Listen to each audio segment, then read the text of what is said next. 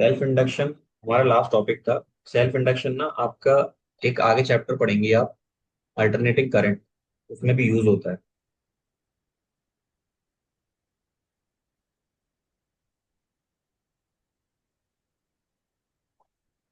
Self induction में क्या कुछ लिखाया था मैंने, जैसे डेफिनेशन लिखाई थी, कोई फार्मूला वगैरह लिखाया था।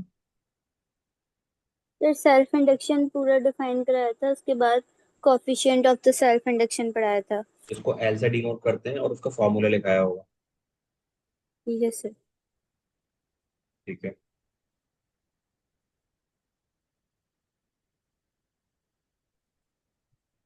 और क्या लिखाया है? फॉर्मूला पूरा ड्राइव कराया था, उसके बाद मैंने आपको वो लिखाया था, डेफिनेशन लिखाई थी सेल्फ इंडक्शन की, कि ये किसके यस सर। बराबर होता है। Numerically it is equal to the flux when the yes sir. Value when the value of current is 1 ampere, लिखाई थी। Yes sir. ठीक है। जब फिर उसको इन टर्म्स ऑफ ईएमएफ भी लिखवाया था। जी जी जी, देखिए मैंने आपको लास्ट ये लगाया था कि जो आपका ईएमएफ होता है वो होता है माइनस d∅/dt, और जो आपका फ्लक्स होता है L×I, ये लिखाया था।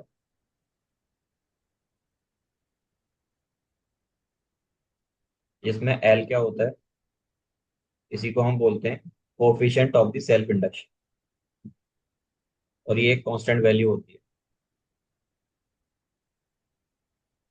Coefficient of the self induction. तो यहाँ पर आप इस वैल्यू को डाला डाला होगा आपने, इस वैल्यू को, जो कि हो गया माइनस d/dt, और फाई की जगह Li। तो ये जो E है ये हो जाएगा हमारा माइनस L/di/dt। इसको बहुत ध्यान से याद रखिएगा, क्योंकि सवाल ऐसे ही आता है, आपको एक वेरिएबल करंट दे देता है, या वेरिएबल ना देकर आपको करंट जो है वो आई की फॉर्म में दे देगा। कैसे? I0 साइन ω t, इस तरह से दे देगा।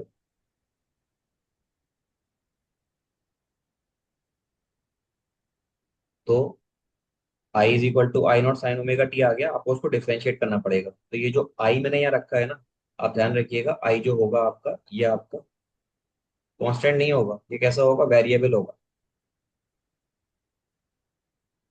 ये लिखाई थी ये वाली बातें।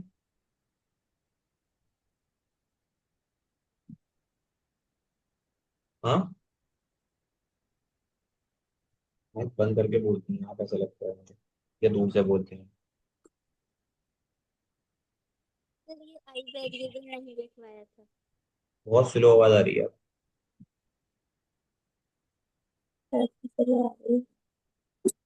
हाँ हाँ, लिखाई थी या नहीं लिखाई थी? सर ये आई वेरिएबल नहीं लिखवाया था। अच्छा अच्छा। अब देखिए, यहाँ से एक और इसका डेरिवेशन आता है, कि जो आपने ये di/dt लिया है, ये है क्या? ये आपका रेट ऑफ करंट है, रेट ऑफ करंट। तो इसकी यूनिट क्या होगी? एम्पेयर/सेकंड। अब एक काम करो आप, एक कोई भी कंडक्टर, इंडक्टर या रेजिस्टेंस मान।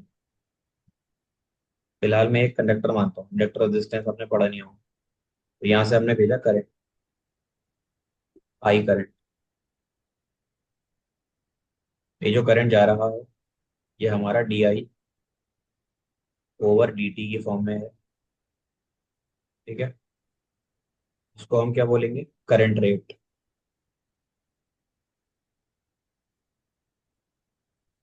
तो अगर इसकी वैल्यू आपकी 1 एम्पेयर पर सेकेंड है, तो इस केस के अंदर क्या होगा, जो हमारा ईएमएफ है वो बराबर हो जाएगा -L के। आ रही है बात समझ में? क्योंकि यहाँ से आपने D I over D T के ले लिया 1, और एप्सिलॉन किसके बराबर था? वो था -L DI/dt। इसकी जगह वैल्यू डालिए आप, तो ईएमएफ जो आएगा वो आएगा माइनस का L/1। This is epsilon is equals to -L।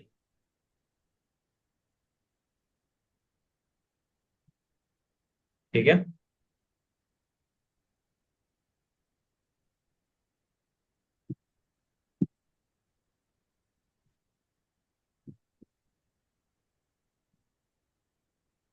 ठीक है या नहीं? Yes sir. ऐसे करके थम्स अप देंगे ना आप, तो शायद मेरे पास थम्स अप भी आएगा ऐसे बना हुआ। आप पे मैं, गैस्चर है ये वाला, मेरे मेरे करने पर आ रहा है आपके में?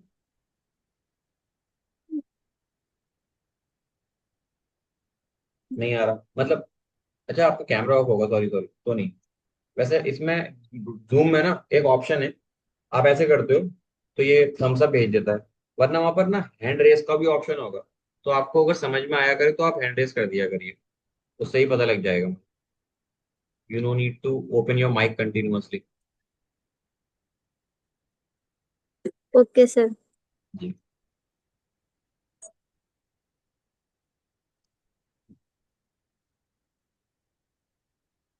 ये अजीब बात हो जाती है, तो कर्सर गायब हो गया। अब आप एक इसके लिखने के बाद में ना एक नीचे लाइन लिखिएगा, उसी के अंदर ये जो लिखा है ना आपने, उसके नीचे एक लाइन लिखिएगा। ये लिख लिया पहले, ये बताइए, या लिखेंगे ये भी? सर इसको वहीं लिखना है सेल्फ इंडक्शन के टॉपिक में? जी जी, उसके नीचे ही लिखना है। वो क्वेश्चन कर लिए क्या आपने? Yes sir. अच्छा, तो एक काम करिए, एक हेडिंग डालिएगा आप, डेफिनेशन ऑफ सेल्फ इंडक्शन।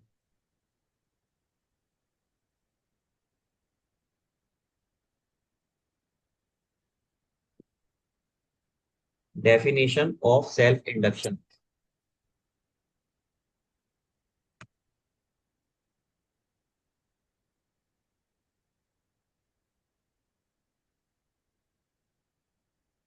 इसके बारे में लिखिएगा।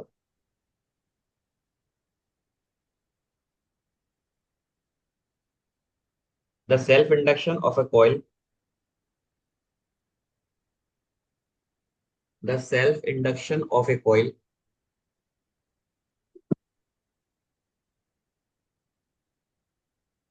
is numerically equal to the,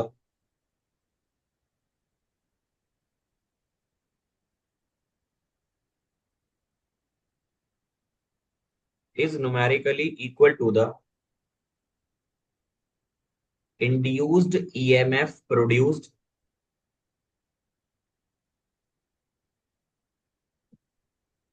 induced EMF produced in the coil,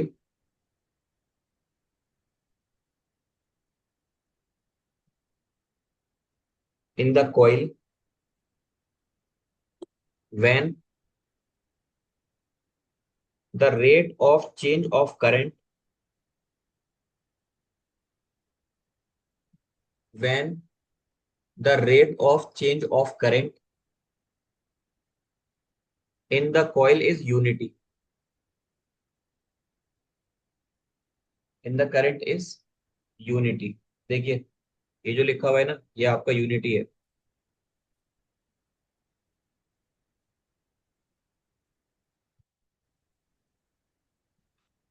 इसके बाद ये लिख लीजिएगा, डायग्राम बना लीजिएगा।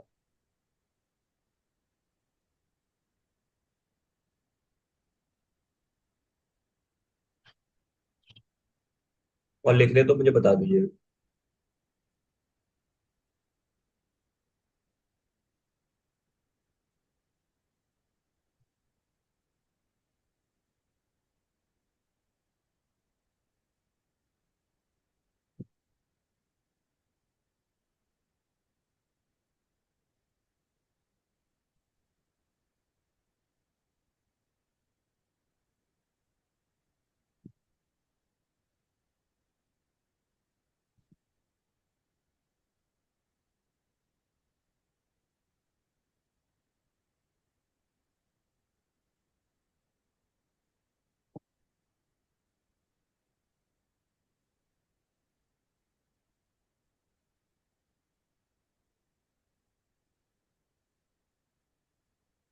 यस सर, लिख लिया। ठीक है। उसके नीचे अब एक लाइन लिखिएगा उसके नीचे, the SI unit of self inductance is.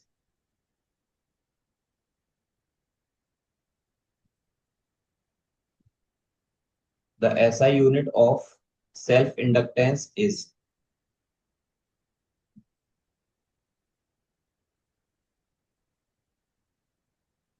The SI unit of self inductance is Henry,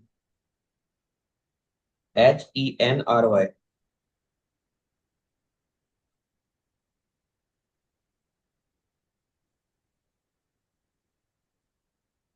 Henry.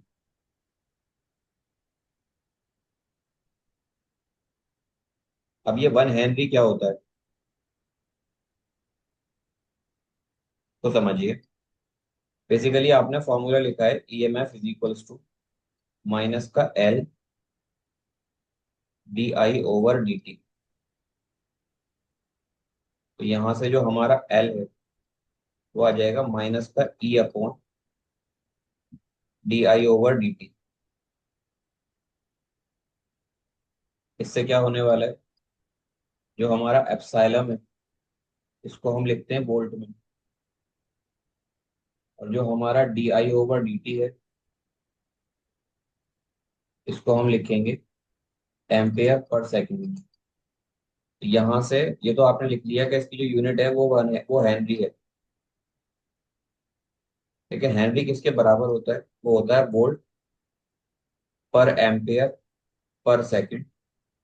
ये हो जाता है volt into second upon ampere.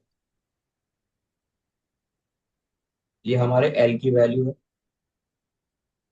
उसी के साथ अब ये एल 1 हेनरी के बराबर कब होगा, तो आप लिखिएगा जब ईएमएफ की वैल्यू 1 वोल्ट होगी। बहुत बेसिक से डेफिनेशंस हैं और इसको ऐसे डिफाइन कर सकते हैं। जो रेट है करंट का वो कितना होगा, 1 एम्पियर पर सेकेंड। तो इस केस के लिए अगर आप एल निकालेंगे तो एल आएगा -E/DI/dt, यानी कि 1/1, वैल्यू आ जाएगी 1 वोल्ट पर सेकेंड अपॉन एम्पियर। ये हमारा एल आ गया।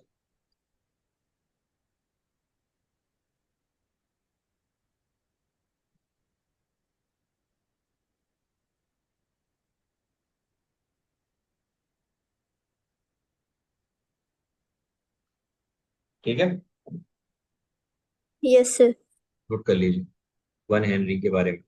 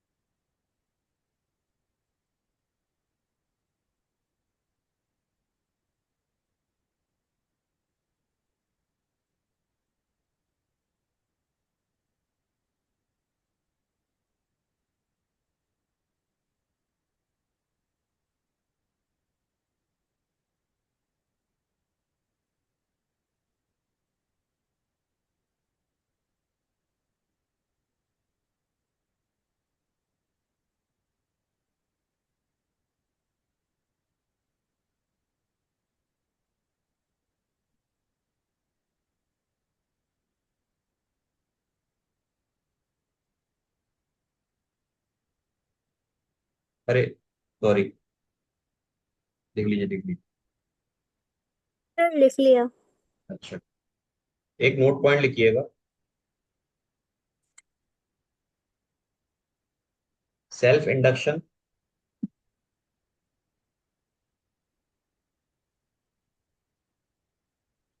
ब्रैकेट में लिखिएगा inertia of electricity.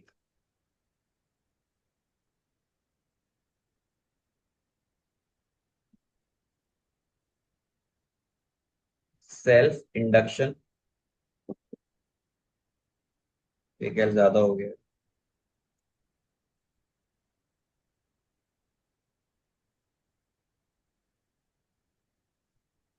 Self induction inertia of electricity.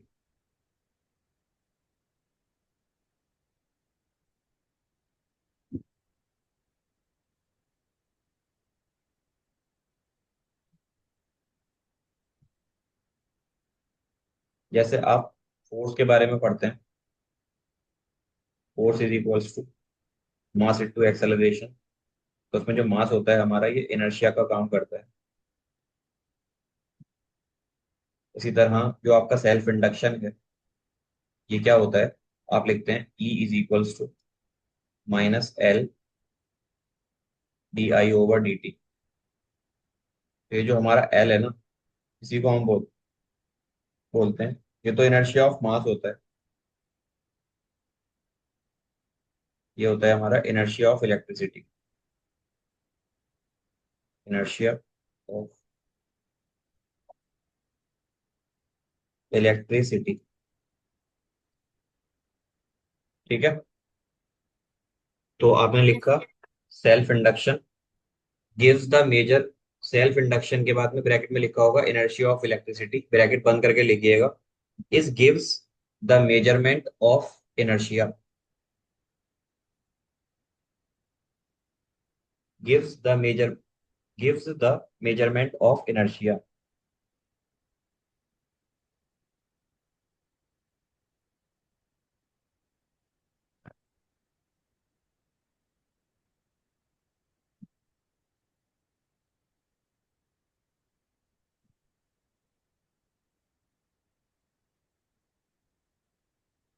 लिख लिया?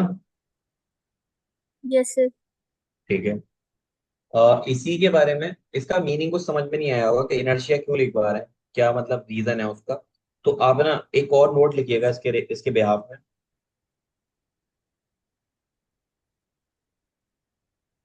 More is the self induction of the coil,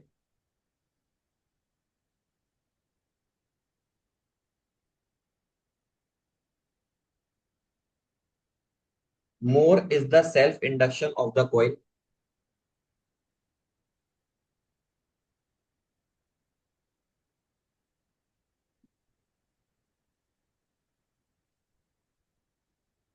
more is the opposition it offer,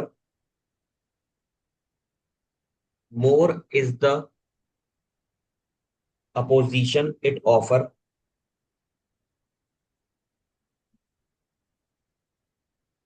to the change in color, sorry, to the change in current, more is the self induction of the coil, comma लगाकर लिखिएगा more is the opposition it offer, more is the opposition it offer to the change in current, to the change in current through the coil,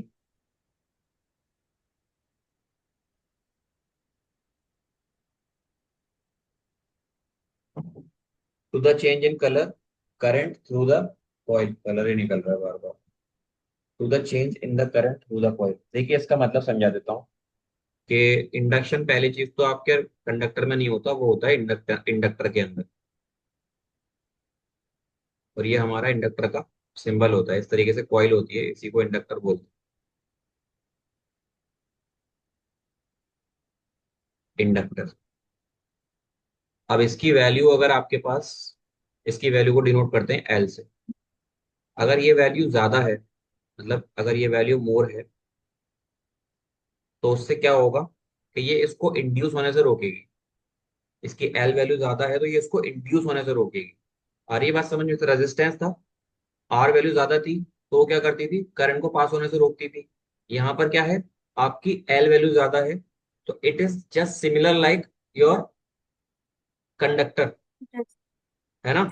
तो L value अगर ज्यादा है, इसका मतलब वो क्या करेगा, इसको इंड्यूस होने से रोकेगा। ठीक है ना? Yes sir. ठीक है, नोट कर लीजिए।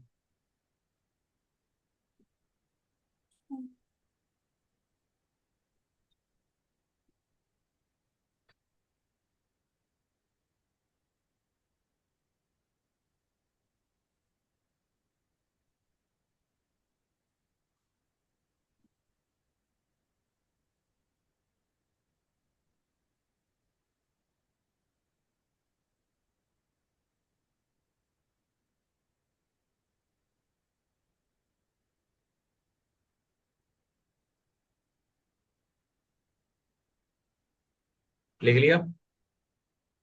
Yes sir. बता दिया करिए अगर लिख लिया करें। लिखने का ही वेट कर रहा हूँ। अब नेक्स्ट हेडिंग डालिएगा आप, जिससे क्वेश्चन आने के चांसेस रहते हैं। हेडिंग का नाम है energy store in an inductor.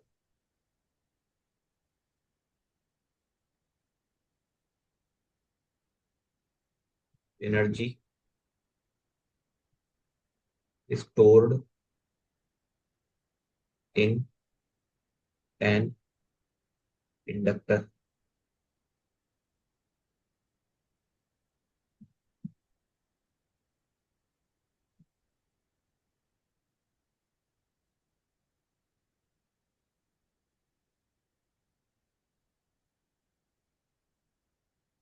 लिखा? Yes sir. इसके बारे में पहले लिख लीजिए, फिर मैं आपको उसका डेरिवेशन कराता हूँ। देखो, नाम से समझ में आ रहा होगा कि जो आपका इंडक्टर है वो अपने अंदर कितनी एनर्जी को स्टोर करेगा, हम ये निकालने जा रहे हैं।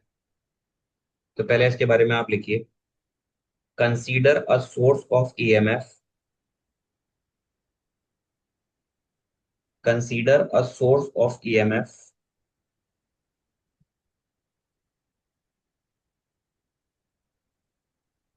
इज कनेक्टेड टू,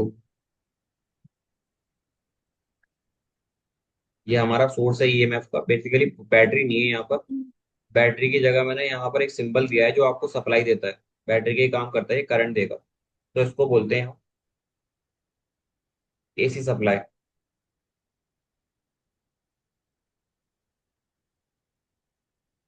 यहाँ पे डीसी भी दे सकते हैं, आपकी मर्जी के ऊपर है, बाकी हम अभी इसको यही मानकर चलेंगे।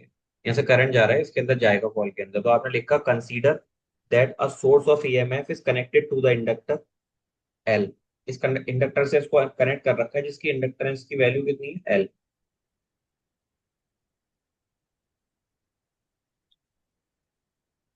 अब सेल्फ इंडक्शन होता क्या है, मुझे बताइए ये वाली बात।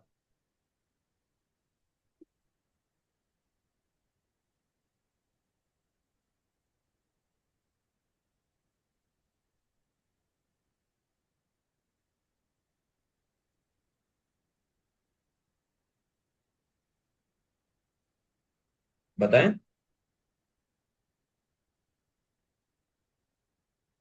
सर लिख, नहीं पता। अरे मैंने पूरा लिखा है, सेल्फ इंडक्टर क्या होता है, सेल्फ इंडक्टेंस क्या होता है।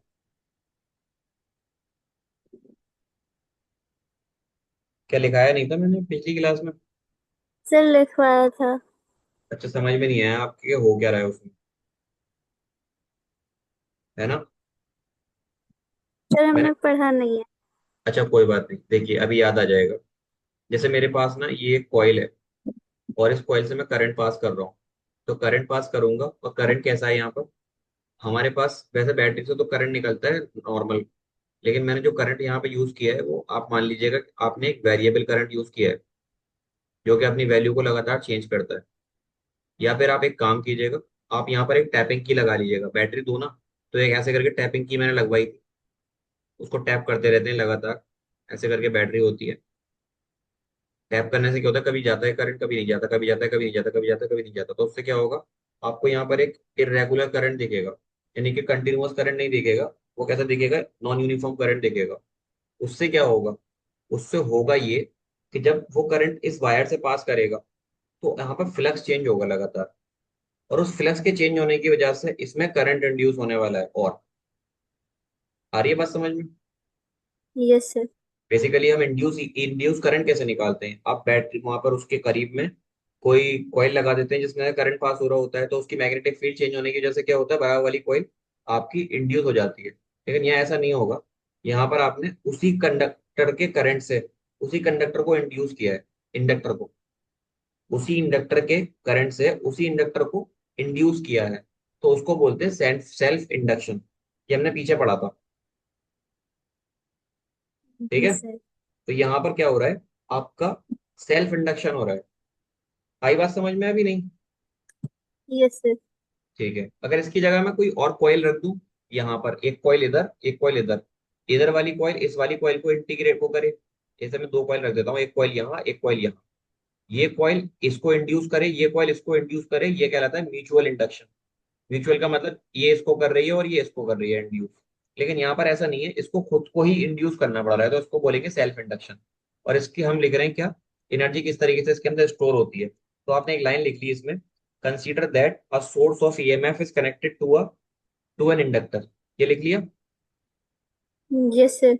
नेक्स्ट पॉइंट लिखिएगा, as the current start growing, as the current start growing,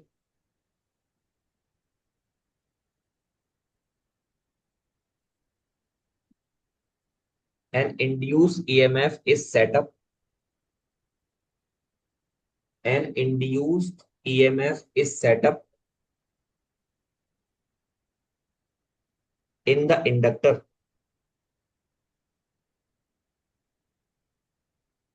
set up in the inductor,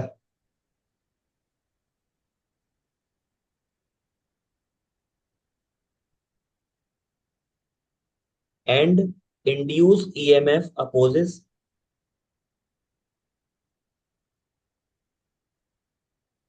and induced EMF opposes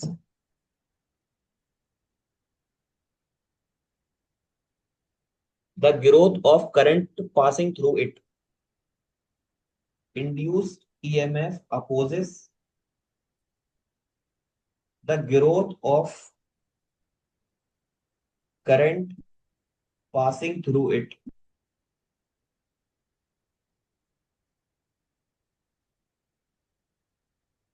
The growth of current passing through it.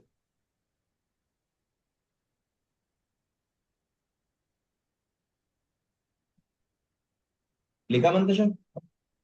Yes sir. ठीक है। अब लिखिएगा next point, एक और point लिखिएगा, if the source of an EMF,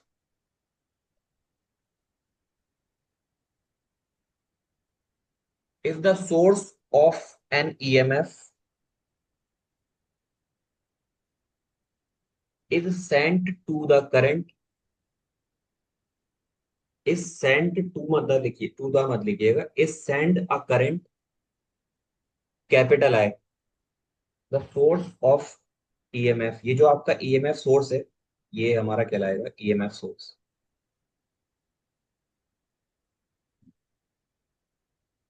ये यहां से करंट भेजेगा आई, एन इंड्यूस ईएमएफ, क्या लिखा आपने, if the source of an EMF send a current I through the conductor, if the sir send source to current. if the source of EMF send a current I, ये जो current है ना, ये वाला current, current I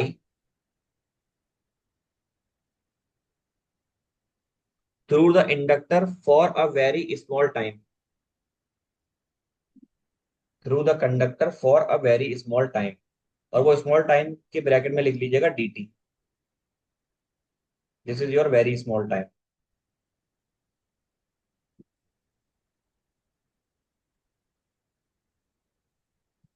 ठीक है। Yes sir. अब हम चलते हैं बहुत पीछे। बहुत पीछे का मतलब नॉर्मली हम कैसे पढ़ते हैं चीजों को। अब पूरा स्क्रीन पे ध्यान दीजिएगा, आपने एक फॉर्मूला पढ़ा होगा, एनर्जी जो होती है वो बराबर होती है पावर इनटू टाइम के। और आपने पढ़ा होगा एनर्जी को मैं वर्क भी बोल सकता हूँ, तो एनर्जी की जगह मैं लिखूंगा डी डब्ल्यू, पावर की जगह पी लिखूंगा और टाइम की जगह लिखूंगा dt। इलेक्ट्रिकल पावर कैसे निकालते हैं, आपको पता होगा। वो होता है पोटेंशियल इंटू आई, वीआईपी करके फॉर्मूला होता है। ये मैंने रख दिया। ये हमारा डी डब्ल्यू आ गया कितना, V into I into T. इसको मैं और क्या लिख सकता हूँ, यहाँ पर जो पोटेंशियल है वो वी की फॉर्म में नहीं है, वो है ईएमएफ की फॉर्म में, यानी E into I into D T. इतनी बात क्लियर है। Yes sir. अब मुझे बताइए एक बात, कि जो आपने ऊपर ईएमएफ लिखा था पीछे, according to the above Lenz law था शायद वो, नहीं, self above self induction condition.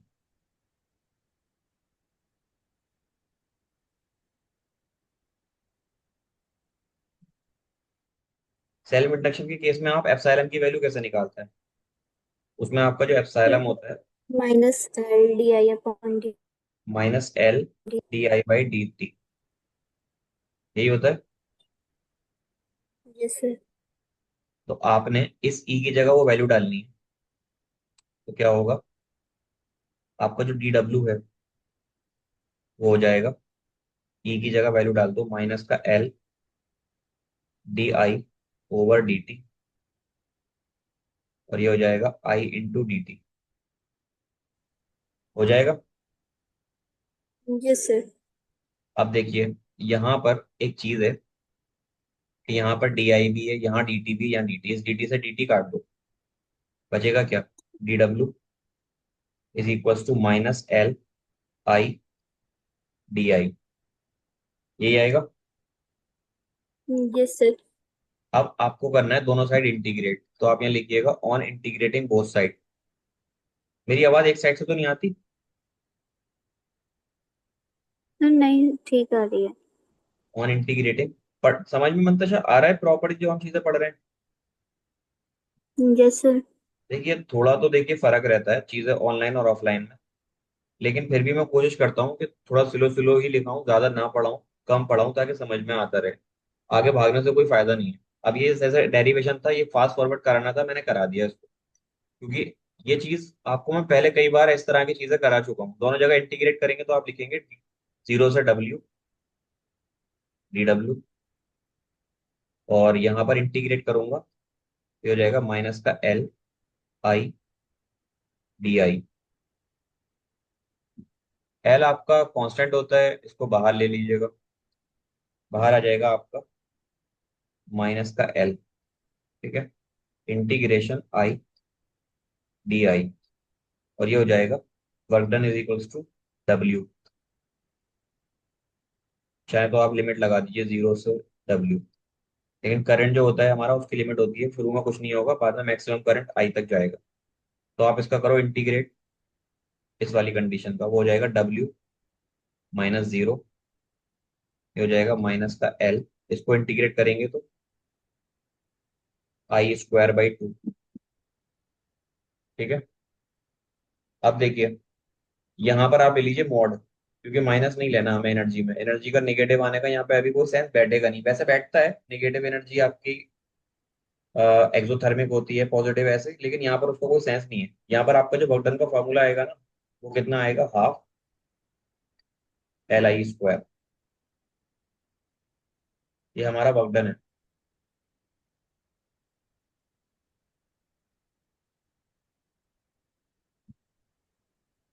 दूसरी चीज, आपने यहाँ पर एल के डिफरेंट डिफरेंट फॉर्मूले पढ़े हैं, वो मैं कल पुट कराऊंगा। अभी ये फॉर्मूला जो हमारा ड्राइव हुआ है, आपको पता है वर्क एनर्जी थ्योरम होती है एक, वो बोलती है कि जो वर्क है और जो एनर्जी है बराबर होते हैं। तो यहाँ से आपकी जो एनर्जी आएगी वो आ जाएगी हाफ एल आई स्क्वायर। तो किस तरीके से आप एक इंडक्टर की एनर्जी निकालेंगे, ये फॉर्मूला याद रहेगा। Yes sir. ठीक है। अब आप नमाज पढ़ लीजिए, मुझे मैसेज कर दीजिएगा नमाज पढ़कर। Okay sir. ठीक है।